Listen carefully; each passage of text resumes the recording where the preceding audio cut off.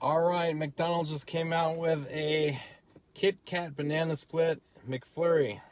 Let's try this out and see if it's good. First bite. Check that out. McFlurries are always good, right?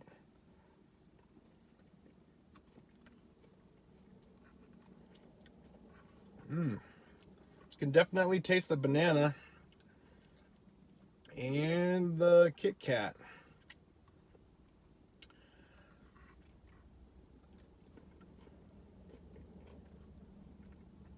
Okay.